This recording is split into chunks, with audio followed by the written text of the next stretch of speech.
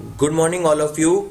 Welcome to YouTube channel of Government Engineering College Bardmer. This is Prakash Mukha, Faculty of Civil Engineering Department. In the previous class, we have already studied about the design of steel structure and also the brief idea of the your syllabus go through also, and what are the different types of topic which are in the consider in this our syllabus. In the first unit is in the introduction part. First we study about the steel material. We familiar about this कि normally अपना steel material जो है वो कहाँ से अपने को प्राप्त होता है, मतलब मिलता है, नॉर्मली कैसे इसको मैन्युफैक्चर किया जाता है, और ये हर स्टील जो है वो आपका स्ट्रक्चरल जो स्टील के बराबर हो या नहीं हो उसके बारे में भी आल्सो अपन डिस्कस करेंगे कि एक टर्म्स जो यूज कर रहा हूँ मैं कि ये स्ट्रक्चर एलिमेंट होगा कि नहीं होगा। मीन्स कि ऐसा जरूरी नहीं है कि स्टील का जो ओवर नॉर्मली आयरन से कंस्ट्रक्ट होता है तो हर स्टील आप इसका यूज नहीं कर सकते एज पर स्ट्रक्चरल, क्योंकि for bearing the load and ductility and high hardness या फिर जो भी इसका क्राइटेरिया होगा उसके अकॉर्डिंग इसको फुलफिल करना पड़ेगा। Then first we start the iron. तो जो नेचुरली जो आयरन अवेलेबल होता है उसको जहाँ से अर्थ ओर से मिलता है in the form of the brick और इन दी सिल्वरी वाइट कलर का होता है नॉर्मली।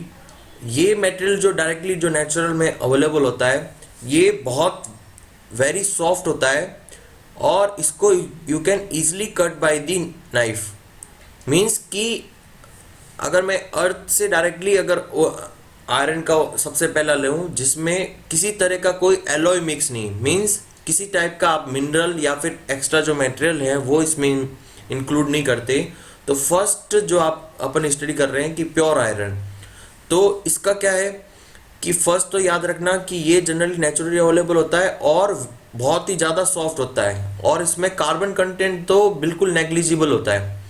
देन ये मटेरियल अपना मटेरियल जो ये है प्योर आयरन, इस मटेरियल को स्ट्रक्चरल पॉइंट ऑफ व्यू से क्यों यूज़ नहीं कर सकते, क्योंकि ये जनरली क्या है ये मटेरियल डायरेक्टली ऑक्सीजन से मतलब वेदर एक्सपोज जो सरफेस रहेगी वो ऑक्सीजन से रिएक्ट करने के बाद में रस्ट और मॉइस्ट अगर एयर है इन दी प्रेजेंस ऑफ वाटर तो भी ये क्या रस्टिंग सरफेस बन जाएगा।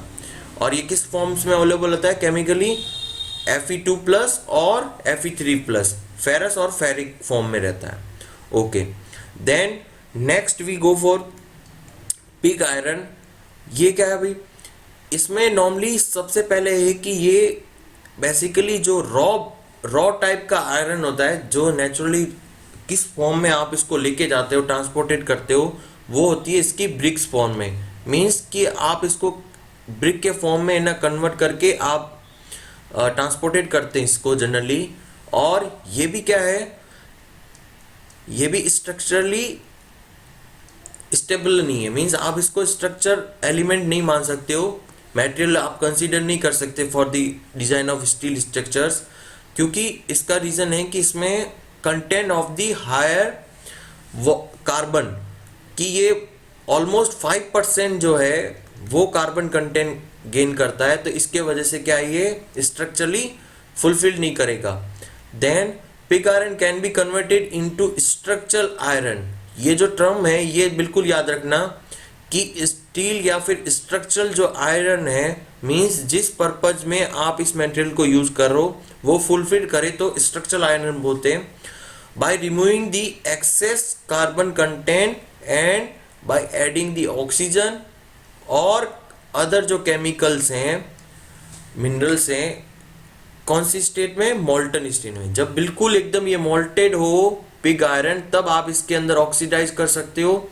ऑक्सीडाइज करने के बाद से क्या होगा CO2 यहाँ से एक्सेप्ट हो जाएगी और कार्बन कंटेंट है वो 5% से कम हो जाएगा।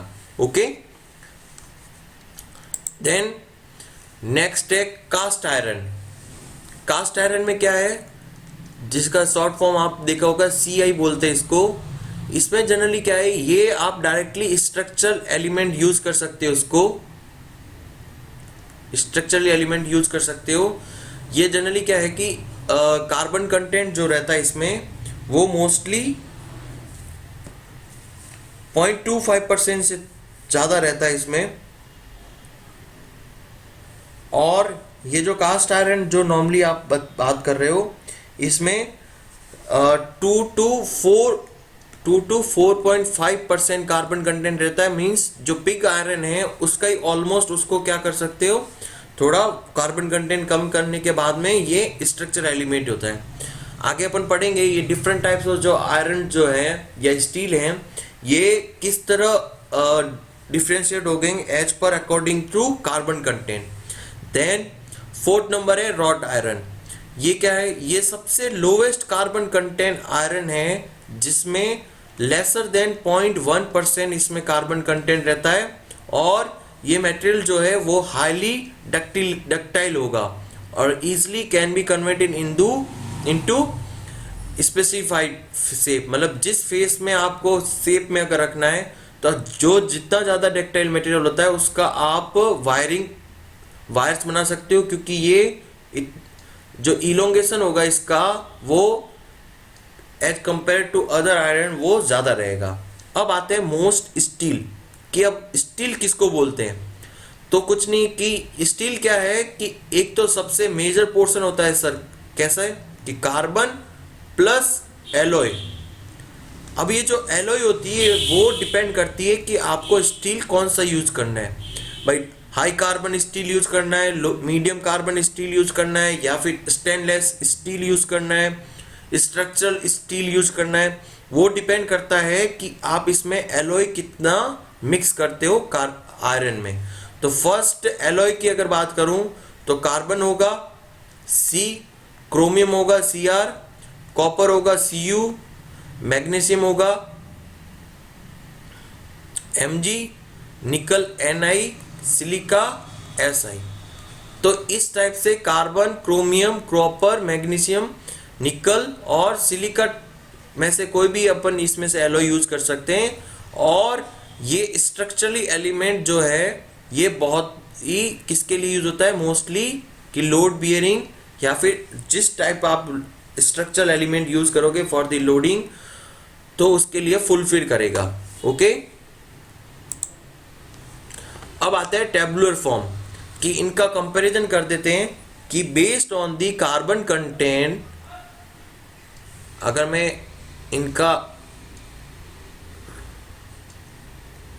ये स्ट्रेन की वैल्यू मानूं एक्स एक्सिस पे और वाई एक्सिस पे स्ट्रेस की, तो जनरली क्या होगा कि सबसे पहले आपने मैकेनिक्स ऑफ मटेरियल में या स्ट्रेंथ ऑफ मटेरियल में पढ़ा होगा कि ये इस टाइप का आपके पास क्या आएगा, माइल्ड स्टील। ओके, देन अगर मैं इसी पोर्शन में अगर कार्बन कंटेंट का वैल्यू दे दूं कि ये किसका डायग्राम है, strain behaviour mild steel.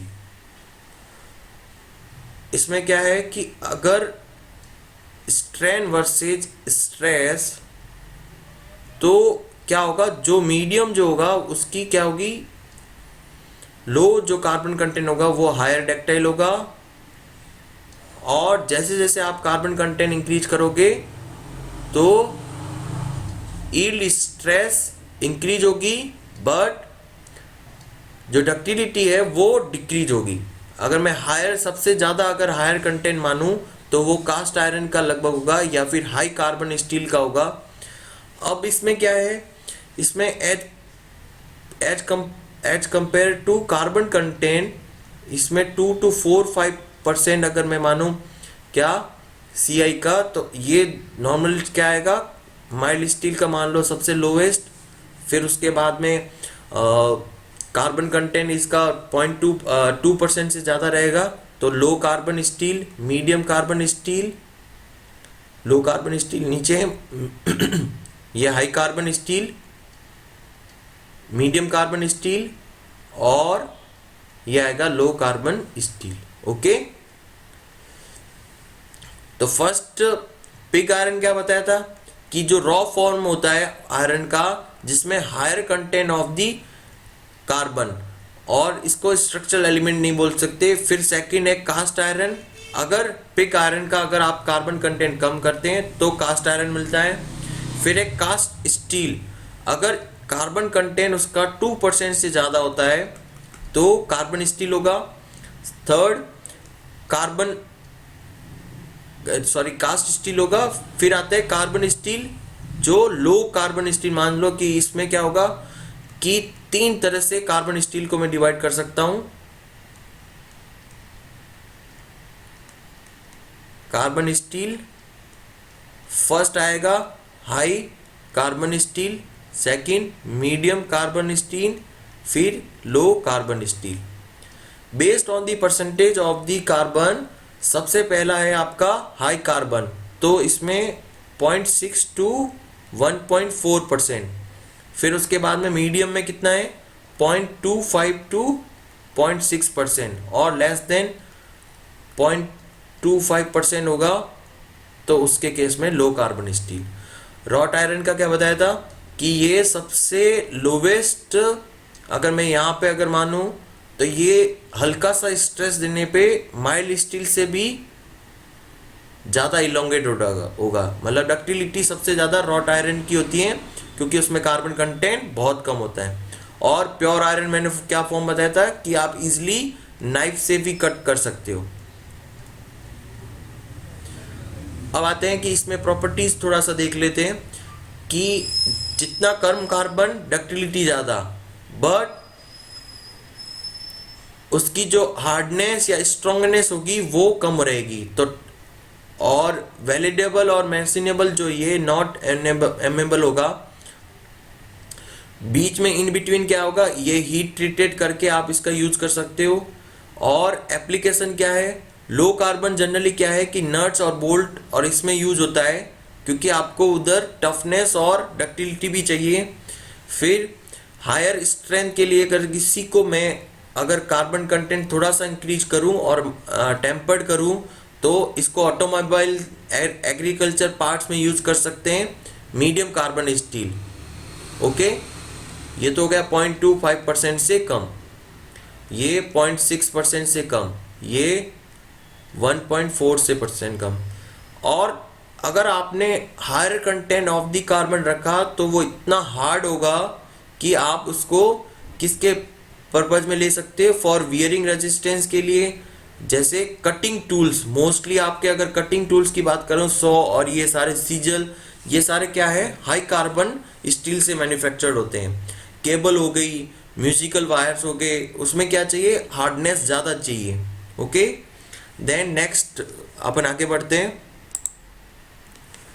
Next है स्टील का थोड़ा सा क्या क्या इसकी प्रॉपर्टीज होती है कि प्रॉपर्टीज मीन मतलब मैकेनिकल प्रॉपर्टीज की। एक तो मैकेनिकल प्रॉपर्टीज में आएगा स्टील का फर्स्ट केमिकल कंपोजिशन। मैं अगर यहाँ पे लिखना चाहूँ कि स्टील की मैकेनिकल प्रॉपर्टीज क्या हो सकती है, फर्स्ट उसका केमिकल कंपोजिशन क्या है। केमिकल कंपोजिशन मींस कि आयरन प्लस एलॉय वो कितना कंटेंट है, और mostly carbon. Okay, then second है रोलिंग मेथड, मींस आपने उसको किस तरह से मैन्युफैक्चर किया है।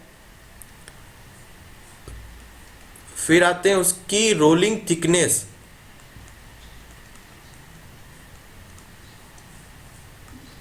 डी ऑप्शन है। रोलिंग थिकनेस मींस कि अगर आपने हायर थिकनेस रखी तो वो हार्डन होगा, और लोअर थिकनेस रखी तो प्लेट जस्ट लाइक प्लेट के टाइप स्ट्रक्चर बनेगा। फिर है उसका हीट ट्रीटमेंट, मींस जब आपको हाई कार्बन कंटेंट स्टील या फिर हार्डन स्टील लेते हैं तो उसको हीट ट्रीटमेंट करते हैं।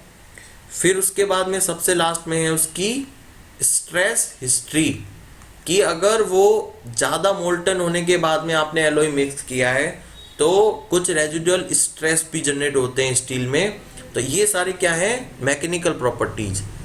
इसमें से मोस्ट इम्पोर्टेंट, ये तो क्या है, नॉर्मली इसकी प्रॉपर्टीज आ गई कि भाई क्या क्या प्रॉपर्टीज इसके अंदर इंक्लूड कर सकते हैं अपन, कि ये स्टील को डिफरेंट टाइप्स ऑफ बना सकता है based on the these properties.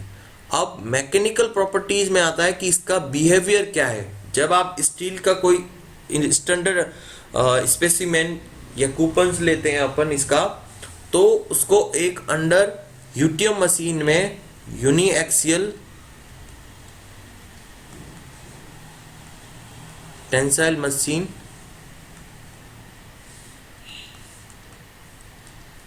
इसके अंदर अगर मैं मानूं कि ये स्टैंडर्ड एक स्पेसिमेन कट करते हैं, इनकी लेंथ, गॉज लेंथ सब फिक्स रहती है।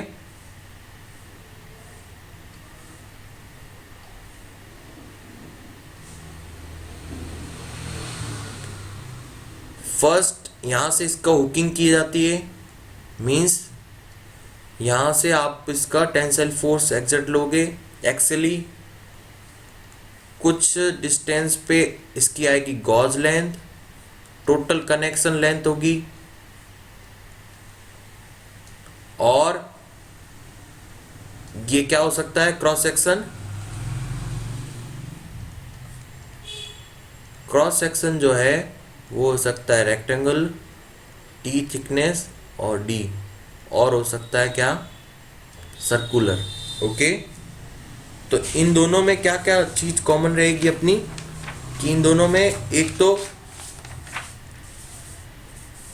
ये स्टैंडर्ड स्पेसिमेन है स्टील का for testing the steel under tensile force in UTM machine, और ये जो स्पेसिमेन जो बनता है वो उसका भी इंडियन स्टैंडर्ड कोड है IS 1608।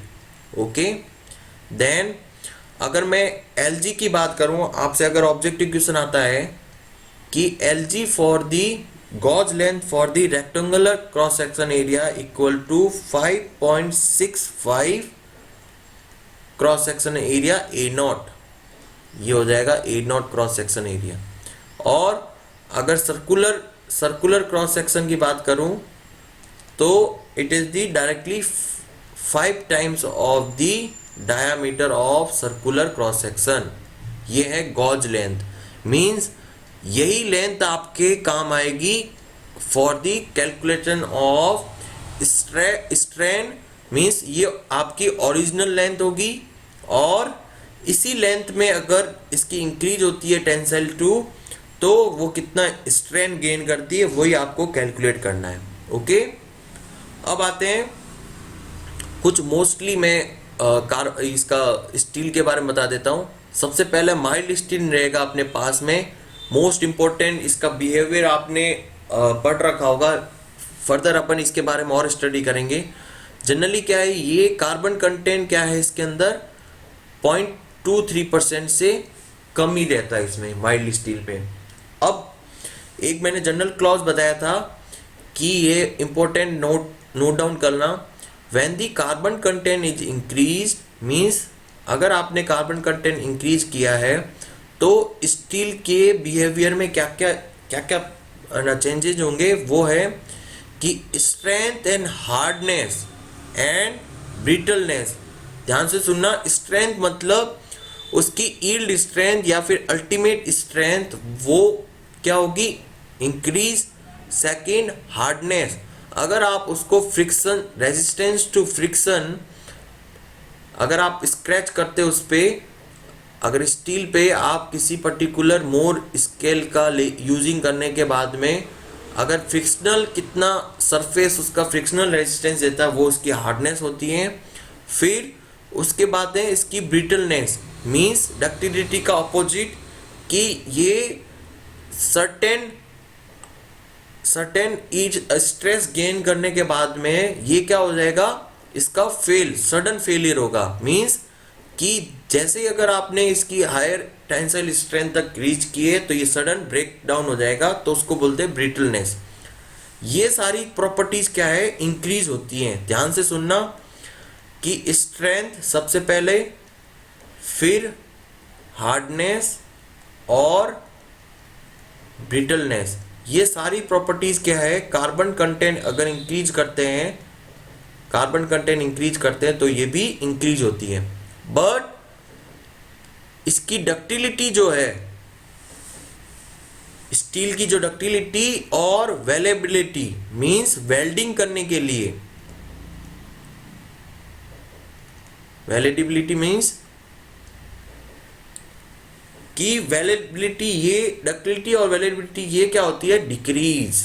ओके, देन एक आपने पढ़ा होगा जनरली हाउसिंग के लिए यूज होता है स्टेनलेस स्टील। ये कहीं पे आपने नोटिस किया होगा, लिखा होता है जनरली नाइफ के ऊपर या फिर आपका स्पून, इसके ऊपर नोटिस करना, ये लिखा रहता है कि स्टेनलेस स्टील। इसका मतलब क्या है कि अगर आप आयरन के अंदर अगर एलॉय मिक्स करते हैं, ये एलॉय किसकी, एक तो क्रोमियम प्लस निकल, और इन फिक्स प्रोपोर्शनल कि क्रोमियम होना चाहिए 18% और निकल होना चाहिए 8%। तो ये जो मिक्स, ये आपका जो मटेरियल जो बनेगा वो है स्टेनलेस स्टील, जिसको डबल एस कहते हैं, double S metal, stainless steel. Okay, अब आते हैं स्टील का, माइल्ड स्टील का जनरली प्रॉपर्टीज में पढ़ लेता हूं कि जनरली स्टील और माइल्ड स्टील का प्रॉपर्टीज ये हैं कि उसका यंग मॉडुलस की वैल्यू है 2 × 10⁵ मेगा पास्कल, ऐसा भी लिखाएगा, एक जगह लिखाएगा 200 गीगा पास्कल। मेगा पास्कल मतलब 10⁶, और गीगा का मतलब 10⁹। कंफ्यूज मत होना, मेगा पास्कल मतलब मेगा 10⁶ होता है और गीगा मीन्स 10⁹। मोस्टली स्टूडेंट यहाँ से क्वेश्चन गलत करते थे वो कि आपको किसके अंदर दे रखा है, और 1 mega pascal equal to 1 newton per mm², ये भी ध्यान रखना साथ में। अब आते हैं कि अगर आपका स्टील का आपका यंग मॉडुलस पता है तो एल्यूमिनियम का जो यंग मॉडुलस होता है वो 1/3 वैल्यू गेन करता है। ओके, अब आते हैं अपन इसमें थोड़ा सा एक और मैं बता देता हूं आपको, इसमें आयरन्स के बारे में और थोड़ा सा एलॉय के बारे में बता रखा है। सबसे पहले रॉट आयरन कर थोड़ा सा रिवाइज कर लेते हैं अपन कि मोस्टली जो रॉट आयरन होता है उसमें कार्बन कंटेंट 0.15% या 0.1% से भी कम होता है। कार्बन कास्ट आयरन का बिल्कुल याद रखना 2 to 4 या 2 to 4.5%, और स्टील का तो 1.5 या 1.6% से तो ज़्यादा होता ही नहीं है, इसीलिए स्टील बनता है। और इसका जनरली यूजेज क्या है कि जो स्टील है वो तो डायरेक्टली आप अपन इसके बारे में फोकस रहेंगे भाई, ये जो अपना चैप्टर है डिजाइन ऑफ स्टील स्ट्रक्चर, वो असल में ये चीज़ है कि इसके अंदर कितना कार्बन कंटेंट रहना है, ये फिक्स कर लो। ये बोल्ट में यूज हो सकता है, रिवेट में यूज हो सकता है, सीट में यूज हो सकता है, और आरसीसी जो रेनफोर्समेंट बार होता है उसमें यूज होता है, स्ट्रक्चरल स्टील जो बनते हैं, सेक्शन बनते हैं, उसमें यूज होता है। अब आते हैं कास्ट आयरन। कास्ट आयरन क्या होता है कि इसमें जनरली ये नॉन रस्टिंग प्रॉपर्टीज होती है, और ये जनरली क्या है कि वाटर पाइप्स होते हैं, सीवर ड्रेन पाइप्स होते हैं, और मशीन के पार्ट्स हो गए जहाँ पे सबसे ज़्यादा सॉक्स अवेलेबल हो, कैरिज वे हो गया इनका, रेल चेयर हो गए, रेलिंग्स हो गई, जहाँ पे आपको क्या चाहिए, ज़्यादा स्ट्रेंथ चाहिए और डक्टिलिटी नहीं हो, तो उसके लिए कास्ट आयरन यूज होता है सीआई का। रॉट आयरन क्या है, ये सबसे ज़्यादा क्या है, डक्टाइल होता है, और इसको आप इजीली किसी भी फॉर्म में कंस्ट्रक्ट बना सकते हो, और ये chains, crane, hooks, railways, couplings, ये सारे जहाँ पे आपको जॉइंट करना हो और इजीली हो उसके लिए। आयरन और कितना होता है, हेमेटाइटेट, लिमोनाइट, मैग्नेटाइट, पायराइट और सीडेराइट, ये आयरन के ओर्स होते हैं। फिर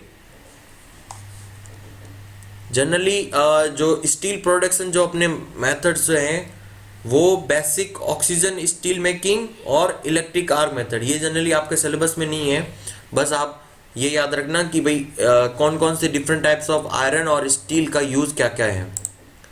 नेक्स्ट अपन आते हैं कि अगर मैं स्टील को टू मटेरियल से, जनरली जो दो मटेरियल यूज़ होता है उससे कंपैरिजन करूँ, तो फर्स्ट सबसे पहले याद रखना कि स्टील की डेंसिटी यूनिट मास है इसका 7850, पीछे यूनिट भी याद रखना 7850 केजी पर मीटर क्यूब।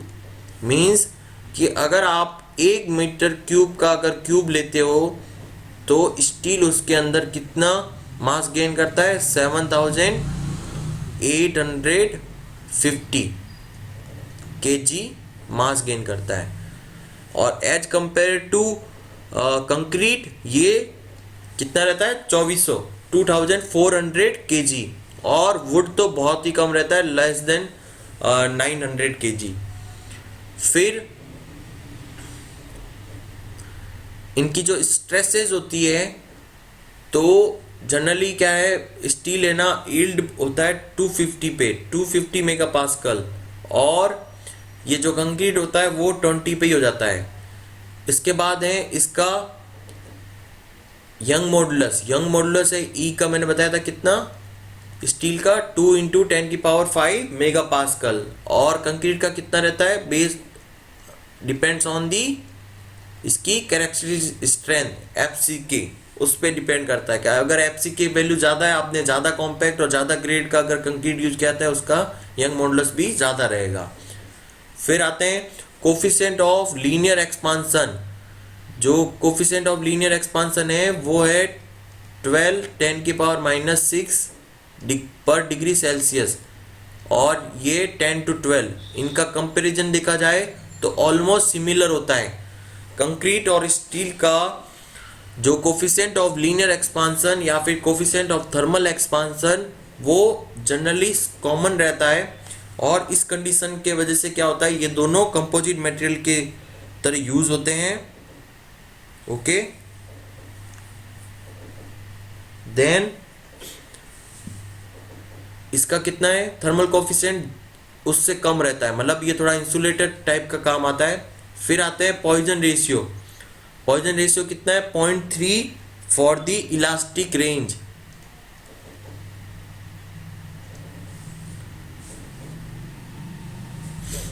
अगर मैं इलास्टिक रेंज की बात करूं स्टील का, तो Poisson ratio mu equal to 0.3, और अगर प्लास्टिक रेंज की बात करूं तो म्यू इक्वल टू 0.5। ये दोनों वैल्यू याद रखना फॉर स्टील।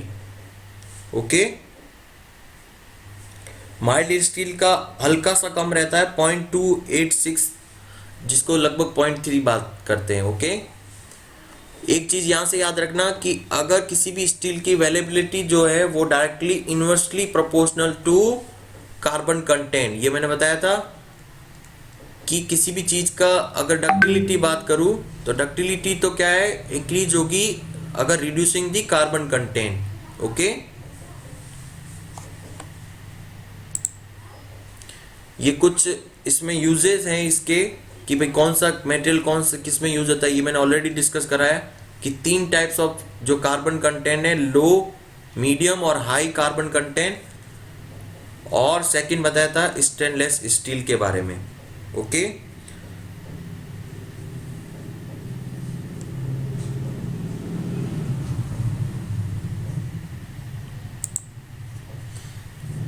नेक्स्ट क्लास में अपन एक तो डिस्कस करेंगे माइल्ड स्टील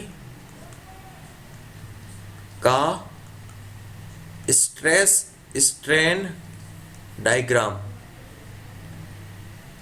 ओके, कि क्या होता है कि ये जनरली एक यूट्यूब मशीन के अंदर जो स्पेसिमेन बताया था,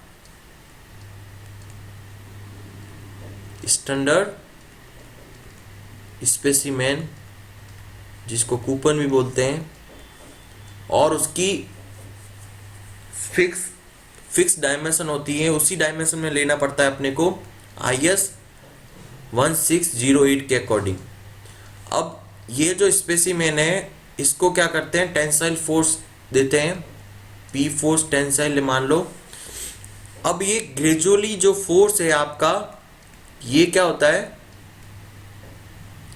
ग्रेजुअली इंक्रीज करते हैं इसको, और इंक्रीज करने के साथ साथ में अपन मेजर करते हैं एक तो लेंथ गॉज लगा के अपन लेंथ मेजर करते हैं कि मान लो इनिशियल लेंथ थी LG और किसी P1 फोर्स पे इसकी लेंथ होगी L1, तो स्ट्रेन क्या होती है, याद होगा आपको कि change in length divided by original length, ये हो गया। फिर आते हैं stress, load divided by cross section area. तो इससे अपन मेजर कर लेते हैं स्ट्रेस और strain for every increasing the tensile force, okay. और उसके करस्पॉन्डिंग अपन एक ग्राफ प्लॉट करते हैं, उस ग्राफ में डिफरेंट टाइप्स ऑफ पॉइंट्स आएंगे। वो डिफरेंट टाइप ऑफ पॉइंट्स क्या क्या होते हैं,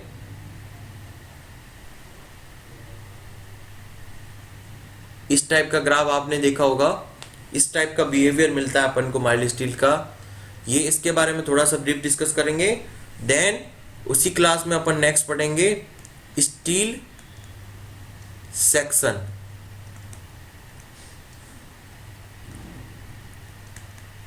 rolled steel section, plate steel section और ऑलो स्टील सेक्शन। ये इंडियन स्टैंडर्ड जो स्ट्रक्चरल हैंडबुक नंबर 1 जो है आपकी, उसके अंदर सारे रोल्ड स्टील की क्या दे रखी है आपको प्रॉपर्टीज, वो भी आपको साथ में चाहिए। प्लस लास्ट क्लास में मैंने बताया था कि आपके पास क्या होना चाहिए, एक तो IS 800 2007 कोड, स्टील का कोड होना चाहिए, और स्ट्रक्चरल हैंडबुक